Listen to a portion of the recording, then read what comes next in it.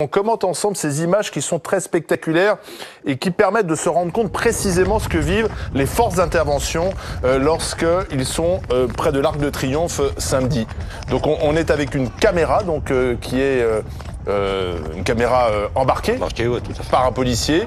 Et on voit donc, alors ce sont des CRS? Ce sont des collègues des compagnies d'intervention parisiennes. Donc qui sont bien évidemment formés pour le maintien de l'ordre, mais dont une particularité d'ailleurs demeure sur, je dirais, la jeunesse des effectifs. On a de jeunes collègues sortis à peine d'école qui peuvent être affectés en compagnie d'intervention et être de suite soumis à ce genre de violence. Donc là, on voit que très vite, ces policiers vont être submergés par les gilets jaunes qui arrivent de toutes parts. Ils sont donc finalement acculés contre l'Arc de Triomphe. Et là, vous voyez, je l'ai dit sur votre plateau, sur le plateau sur BFM ce matin, le point essentiel, là, on avait déjà repris en amont l'Arc de Triomphe. Pourquoi a-t-on cédé l'Arc de Triomphe pour se replier, pour envoyer ensuite mes collègues, ni plus ni moins qu'au casse-pipe? Ils se font matraquer là-dessus.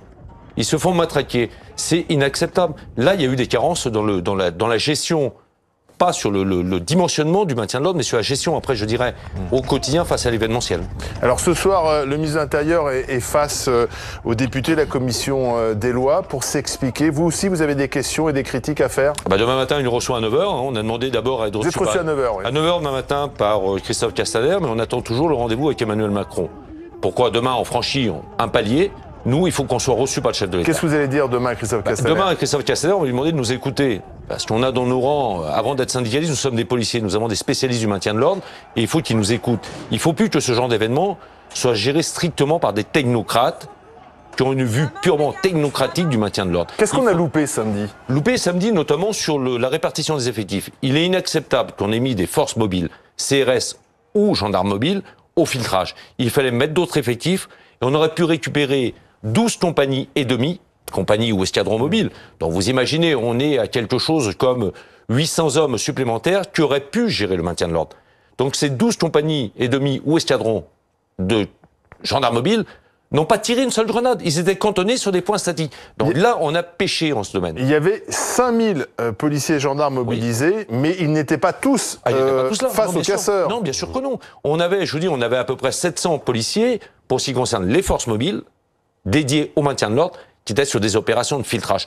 On n'a pas, justement, donc on a mis trop d'hommes pour filtrer en plus des gilets jaunes qui ne sont pas venus, parce qu'évidemment, les gilets jaunes ne sont pas venus sur les Champs-Élysées. Et il n'y en avait pas assez autour de l'Arc de Triomphe et sur les grandes avenues. Évidemment, et en plus des ordres incohérents, quand on demande aux forces des CRS de se replier de l'Arc de Triomphe, alors qu'on avait repris l'Arc de Triomphe. Et peu de temps après, on dit qu'il faut reconquérir l'Arc de Triomphe. Donc 2 fois, on est dans la même manœuvre, avec des risques encourus par les personnels, particulièrement gravissimes. Mes jeunes collègues des compagnies d'intervention ont été particulièrement malmenés. Moi, j'ai des témoignages écrits de certains d'entre eux. Et même parmi les plus expérimentés d'entre eux, qui se sont dit, non, on allait y rester. On sentait qu'on allait y rester. C'est ça le drame. Il faut que Christophe Castaner, demain, et j'espère demain ou après-demain, Emmanuel Macron, comprennent une chose. C'est qu'il faut qu'il donne des moyens à ces forces mobiles. Sinon, samedi prochain, je crains, sur l'acte 4, que nous recensions des morts. On va y revenir. Emmanuel Macron a déjeuné à midi avec certains de vos collègues qui étaient mobilisés samedi.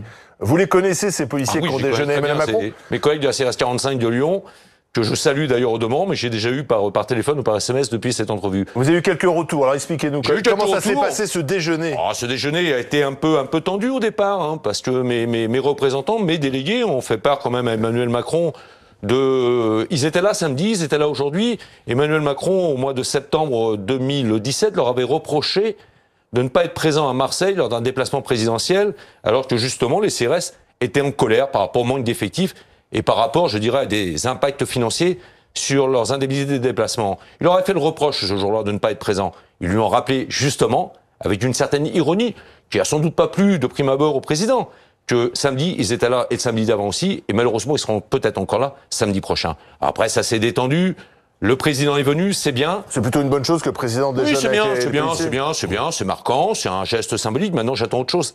Il manque 1000 CRS.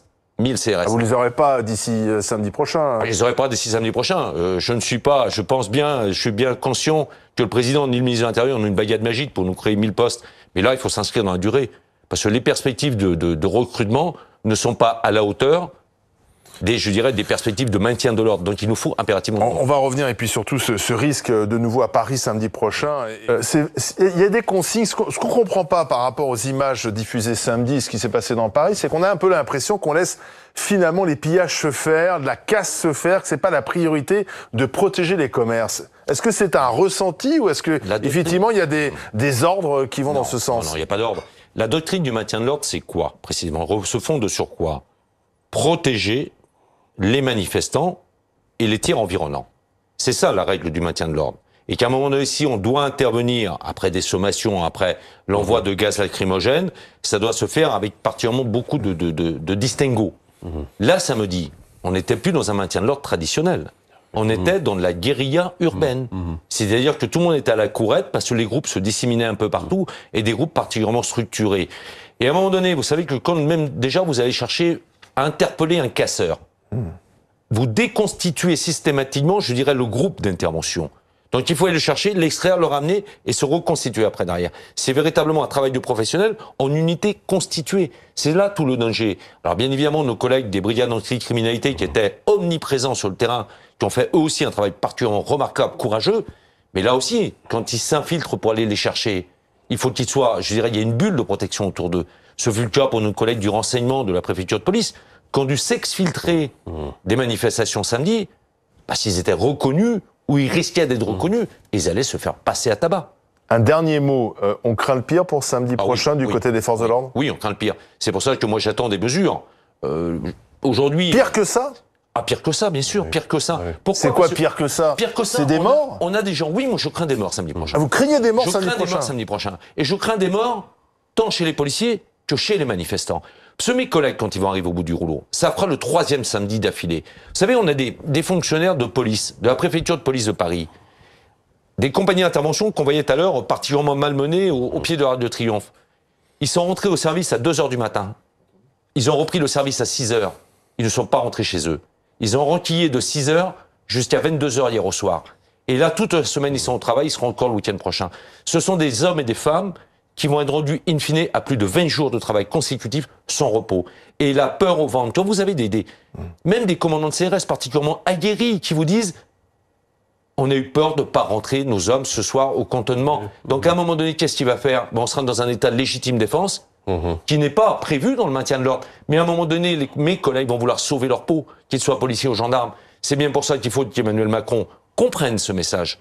Il faut impérativement qu'il apporte des réponses concrètes et qu'on puisse avoir des moyens quantifiés pour neutraliser les casseurs, les pilleurs de samedi prochain. Merci. Retrouvez toute notre actualité sur videopolice.com, la chaîne YouTube d'Unité SGP Police.